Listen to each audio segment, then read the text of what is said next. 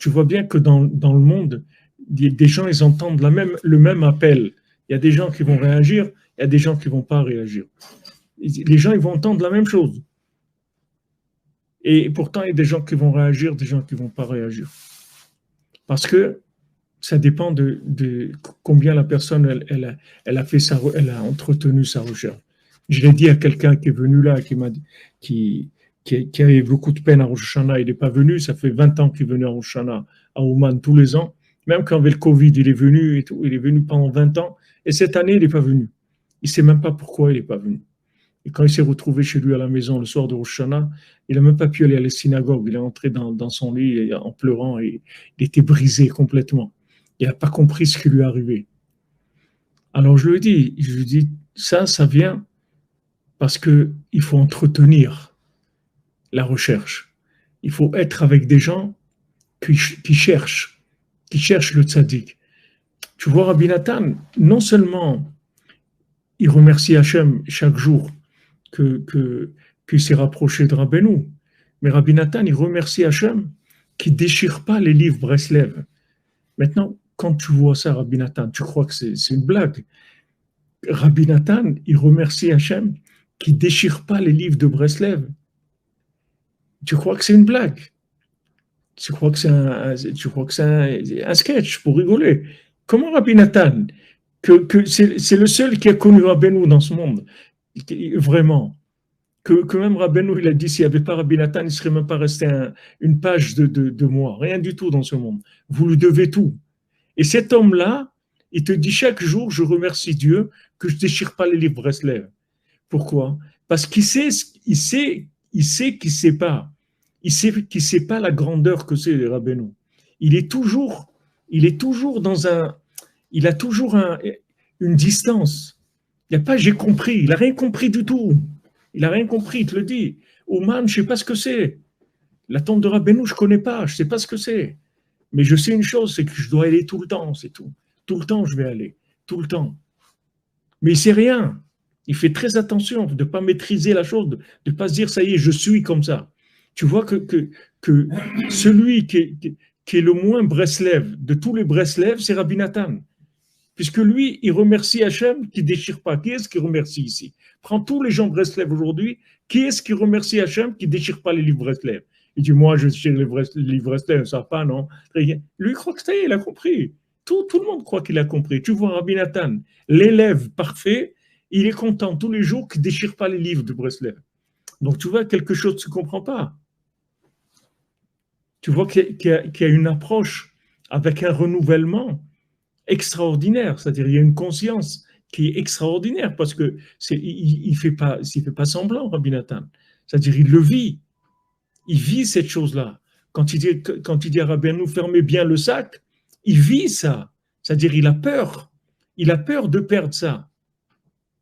Il a peur de le perdre. C'est comme quelqu'un, il a un diamant comme ça, dans sa poche, il n'a pas où le mettre, il est là dans sa poche comme ça, mais il a peur. Là où il va, il a peur de le perdre. Il a peur, c'est un diamant, ça coûte des milliards. Il a peur de le perdre. Il a peur, Rabbi Nathan, de se perdre dans ce monde. Où il était Rabbi Nathan? Voilà, maintenant ça faisait, je sais pas, 200 ans que Rabbi Nathan il est décédé. Où ils étaient il y a 200 ans? Il n'y avait pas de télé, il y avait pas... Aujourd'hui, quelqu'un il voit un film, sa vie, elle peut partir en 2 minutes. En deux minutes, le gars il voit un truc, ça y est, il part complètement. Il y a une fragilité énorme par rapport à ce qu'il y avait avant. Il n'y a pas de base de rien, il n'y a rien de solide. On est tout dans des... C'est tout du plastique, tout des trucs, du jetable. On n'a pas quelque chose de solide. Et tu vois, Rabbi Nathan, à son époque, vous étiez des gens. Rabbi Nathan, à part qu'il était Breslev, mais c'est un tzaddik. Lui-même, comme il était, même tu le sors de Breslev, c'est un tzaddik.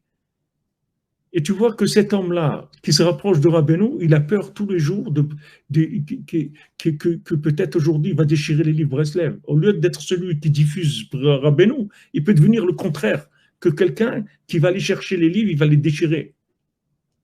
Comme avant au Kotel, tu trouvais des Tikkun HaKlali déchirés et tout. Les gens déchiraient les Tikkun HaKlali, maintenant il n'y a plus ça.